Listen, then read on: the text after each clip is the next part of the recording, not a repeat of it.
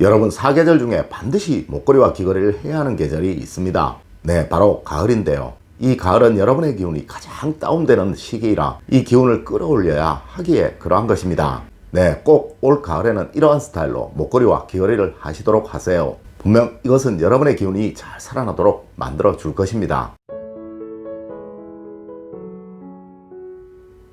여러분 안녕하세요, 이정재입니다. 여러분은 혹시 계절별로 기력의 차이를 느끼시나요? 아마 젊으신 분들은 그리 많이 느끼지 않으시겠지만 나이가 어느 정도 있으신 분들이라면 분명히 이 차이를 느끼실 것이며, 아마 다른 계절보다 급격하게 떨어지는 체력을 느끼시는 계절이 바로 가을일 것입니다. 네, 이는 여름에 많은 에너지를 소모하고 이를 보충해 주지 못하고 가을을 맞이하여 급격히 적어지는 신진대사량으로 인해 일어나는 일이에요. 네, 하여 환절기에 접어들며 환절기 질환에 시달리는 분들이 많으시죠. 네, 이는 에너지뿐만 아니라 우리의 모든 신체 부분이 다 그러하니 여러분의 기억시 그러하다는 것입니다. 하여 의사들은 이런 말도 하죠. 봄, 여름에는 사망률이 적으나 가을, 겨울로 접어들수록 사망률도 높아진다고 말입니다. 여러분, 올 가을에는 꼭 이런 종류의 목걸이와 이런 스타일의 귀걸이를 하세요. 분명 이것은 여러분의 기운이 상승되도록 도와줄 것이며, 또한 기의 흐름을 좋게 하여 행해올지 모를 큰 문제를 미연에 예방하도록 만들어 줄 것입니다. 네, 이것은 또한 오행상 조화론과 균형을 좋게 하여 여러분에게 풍수적인 기운이 잘 살아날 수 있도록 도와줄 것입니다. 첫 번째로 목걸이와 귀걸이는 약간 긴 것이 좋습니다. 여러분, 아마 많은 분들이 자신의 기운을 잘 살리기 위한 풍수적인 목적으로 목걸이를 하실 것이며, 이는 저 역시 예전 영상에서 알려드린 적이 있었습니다. 물론 누군가는 믿지 않으시겠죠. 하지만 여러분, 이것을 어차피 해야 할 바에는 좋지 않다고 하는 것을 해서 좋을 이유가 있을까요? 네, 앞서도 말씀을 드렸지만 이 가을이 깊어지면서 계속 여러분의 기운들은 침체되어 갈 거예요. 여러분, 동일한 몸에서 동일한 활동을 계속 해야 하는 우리 몸이 활동을 자제하고 활동을 줄여나간 데는 분명히 이유가 있는 것입니다. 네, 하여 우리 조상님들 역시 우리 몸을 보호하는 보석이 있으며, 또한 우리 몸을 사하는 보석이 있다라고 하셔서 이를 구분을 하셨으며 나누어 두기도 하셨죠. 네, 가을이나 겨울에는 가능한 금으로 된 목걸이나 귀걸이를 하시는 것이 좋으며, 은으로 된 목걸이나 귀걸이는 가능한 피하시는 것이 좋다는 거예요. 또한 여러분이 가지고 계신 목걸이나 귀걸이 중에서 가장 긴 것을 선택하셔서 하시는 것이 좋다는 것입니다.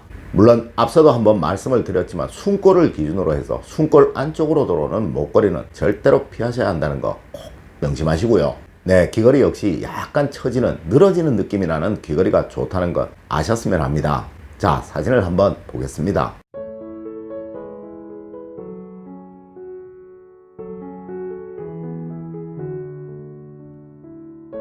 여러분도 보시다시피 전자의 사진이 짧죠? 네, 전자의 사진보다 후자의 사진의 것이 가을이나 겨울에는 훨씬 여러분의 기운을 좋도록 만들어줄 수 있는 것이라는 것 꼭 아셨으면 합니다.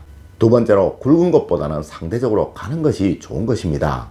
여러분, 우리 동양학은 모든 것을 조화로움과 순환으로 판단을 하며 또한 설명을 합니다. 네, 세상 그 어떠한 것이든 순환을 하지 못하게 되면 병이 들게 되고, 또한 조화가 맞지 않으면 문제가 생기게 된다라고 설명을 하고 있다는 것이죠. 네, 우리 몸 역시도 혈액이 잘 순환을 하게 되면 문제가 생기지 않지만 혈액이 막히게 되면 큰 문제가 생기잖아요. 여러분, 이는 기의 흐름 역시도 그러하며 운의 흐름 역시도 동일선상에서 설명을 하고 있습니다. 네, 하여 봄에는, 여름에는 가능한 두껍고 굵은 목걸이가 또 귀걸이가 좋으나 가을이나 겨울에는 가능한 긴 것, 가는 것이 좋다고 말을 하는 것입니다. 물론 이것은 오행상 균형을 맞추기 위해서 그러한 것이죠. 네, 이는 목걸이든 귀걸이든 다른 어떠한 액세서리든 이러한 원칙으로 하시면 여러분의 기운을 침체되도록 만드는 일은 없을 것이며, 또한 여러분의 운 역시 가라앉는 일은 절대로 없을 것입니다. 자, 사진을 한번 보겠습니다.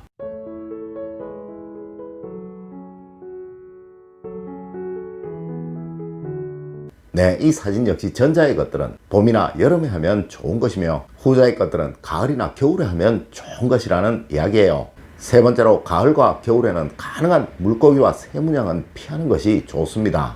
아마 여러분들 중에는 가을이 여름보다 더 외롭다는 것을, 더 쓸쓸하다는 것을, 더 차갑다는 것을 느끼지 못하시는 분은 없으실 거예요. 사실 우리는 이 가을이 되면 간혹 고독한 노래, 쓸쓸한 노래를 듣는 경향이 있습니다. 네, 하여 많은 분들이 낙엽이 떨어진 쓸쓸한 길, 외로운 길을 상상하시는 그런 경우도 있죠. 하지만 여러분, 사실 이는 절대로 해서는 안 되는 행동인 거예요.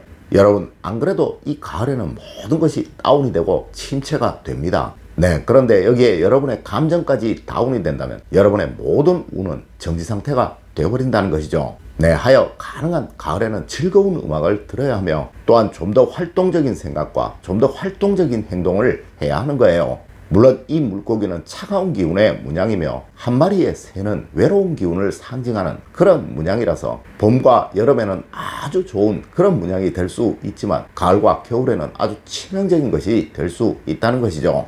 여러분, 하여 우리 조상님들은 겨울에는 물을 보지 않고 여름에는 산을 보지 않는다 라고 하셨습니다. 네, 여러분도 여름에는 강으로 바다로 가시죠. 물론 가을에는 산으로 가는 것이 좋은 것입니다. 네, 여러분들 산으로 가을에 많이 가시잖아요. 네, 아마 여러분들 산에 가을에 단풍을 보러 가시면 머리도 맑아지고 기분도 좋아지실 것이지만 이 가을에 바다로 가시게 되면 기분이 금방 다운돼 버리는 것 느끼실 것이라는 것이죠. 맞습니다, 여러분. 가능하면 이 가을에는 차가운 외로운 느낌이 나는 펜던트의 문양은 피하시는 것이 좋다는 것입니다. 네 번째로, 가능하면 눈에 보이도록 목걸이를 하세요. 여러분, 여름에는 굳이 신경 쓰지 않으시더라도 이 목걸이가 눈에 보입니다. 네, 옷을 상대적으로 덜 입으니까요. 하지만 가을에는, 겨울에는 그렇지 않으신 경우가 참 많으실 거예요. 하지만 여러분 꼭 아셔야 합니다. 이 목걸이는 반드시 드러나서 보이도록 하는 것이 원칙이라는 것을 말입니다. 네, 하여 니트를 입으시든 다른 옷을 입으시든 가능한 이 목걸이는 옷 밖으로 하세요. 여러분, 이 풍수라는 것은 반드시 눈에 보이는 것이 원칙입니다. 네, 절대 보이지 않는 곳에는 아무리 좋게 잘 해두더라도 그 어떤 운의 작용도 얻을 수 없다라고 말을 하고 있다는 것이죠.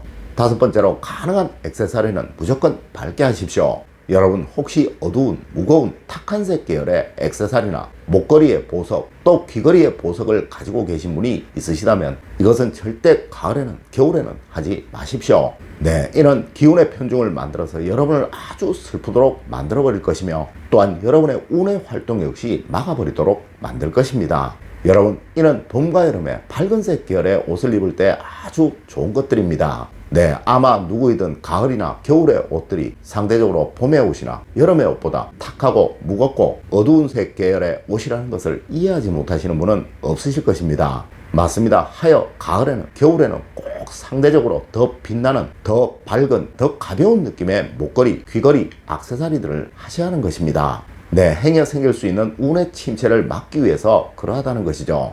여러분, 오늘은 가을에, 겨울에 반드시 지켜야 할 목걸이 착용법과 이를 통한 운의 균형을 만드는 법에 관해서 알려드렸습니다. 오늘 제가 알려드린 이야기 여러분들 꼭 명심하셔서 올 가을, 올 겨울에 여러분들의 모든 운들이 잘 살아나기를 기원드리면서 오늘의 이야기를 마칠까 합니다. 늘 올바른 학문과 올바른 지식을 여러분들께 전하도록 노력하겠습니다. 여러분 긴 시간 감사드립니다. 감사합니다.